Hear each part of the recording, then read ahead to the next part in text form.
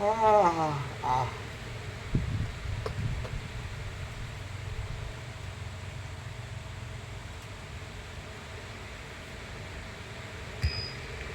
રામ બોલ્યા, હે મુનિ, આટલું બધું બ્રહ્માંડ રૂપ જે દ્રશ્ય છે તેમાં તેની પોતાની સત્તા નથી, પણ બ્રહ્મની જ સત્તા છે એમ આપે કહ્યું. પણ તે શી રીતે મનમાં ઉતરે? જેમ સરસવના પેટમાં મેરુ પર્વતનો સમાવેશ અસંભવિત છે, તેમ અત્યંત સૂક્ષ્મ એવા બ્રહ્મમાં જીવડો અંદર આવી ગયો. અહીંથી લઈ લો, પાછળ અહીંથી.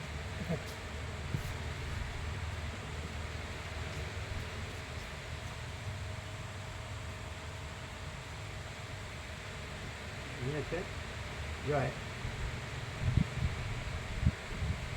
એને ઉપરથી લઈ લો, હાથ નાખી.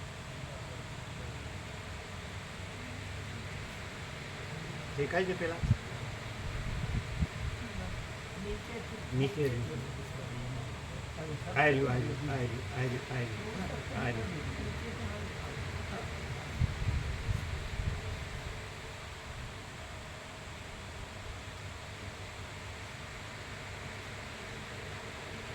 પકડ્યું? આવ્યું?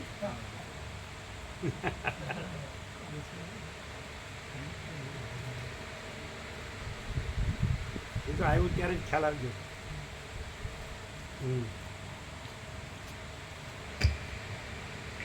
જેમ સરસવના પેટમાં મેરુ પર્વતનો સમાવેશ અસંભવિત છે, તેમ અત્યંત સૂક્ષ્મ એવા બ્રહ્મમાં આવડા મોટા બ્રહ્માંડનો સમાવેશ થાય એ અસંભવિત છે.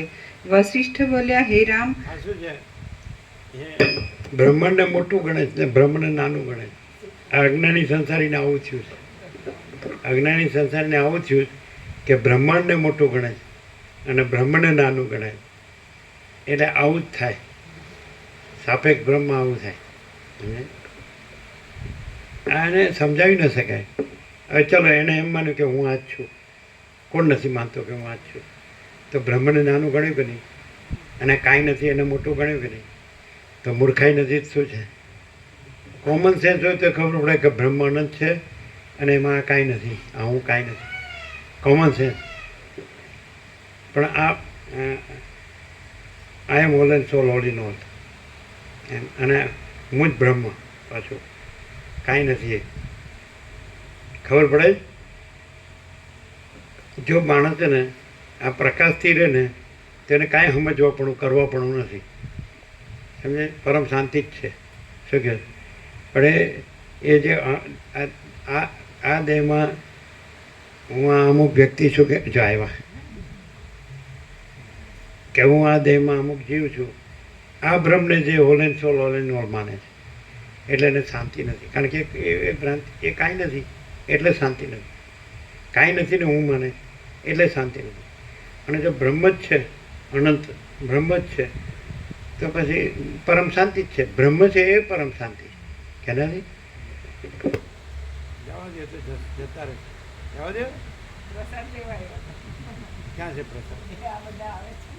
હા હા, એ ચોમાસામાં શરૂઆતમાં એ તો વોશરૂમમાં પણ બધી પેલી આવે છે, ઉદય આવે ને પાંખો આવે, પણ એ ક્ષણિક જ એનું આયુષ્ય હોય, પછી પડી જાય, પછી કાંઈ નહીં. તો આ જીવ પણ એવો જ છે.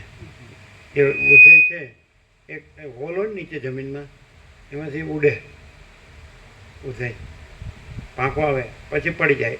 તો આ આયુષ્ય એવું જ છે. એટલું મિથ્યાને ક્ષણભંગુર છે, નાશવંત છે. પહેલાં એમ લાગે હું તો કંઈ જે તે 100 વર્ષ જીવું. એને ખબર નથી કે આ કાંઈ નથી. સમજે?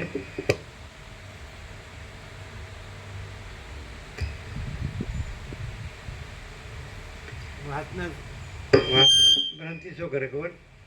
જે સૌથી મોટું છે ને અનંતને પૂર્ણ, અજરામર અખંડ અવિનાશી અખંડ સચ્ચિદાનંદ, તો પરબ્રહ્મ તો એ કાંઈ નથી.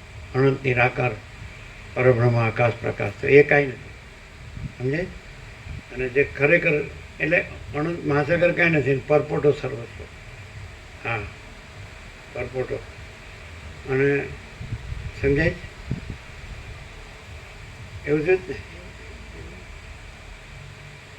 અને જો કોમન સેન્સ હોય કોમન સેન્સ તો કે અનંત મહાસાગર જ છે, પરપોટો કાંઈ નથી. આ પરપોટો હું પરપોટો કાંઈ નથી, આ જગત પરપોટો કાંઈ નથી, અને અનંત બ્રહ્મ મહાસાગર જ છે. તો અનંત પ્રકાશ, અનંત આનંદ, અનંત શાંતિ. કારણ કે બ્રહ્મ છે એ અનંત પ્રકાશ, અનંત આનંદ, અનંત શાંતિ છે. આ પરપોટો ને એનું હું મારું એ કાંઈ અનંત પ્રકાશ, અનંત આનંદ, અનંત શાંતિ નથી. સમજે? એટલે તો દુઃખને મટતું નથી. અભાવ મટે ની ઈચ્છા પૂરી થાય ની અંદર વાસના બાળ્યા કરે. વાસના તો જીવતાય બાળે ને મરીને બાળે.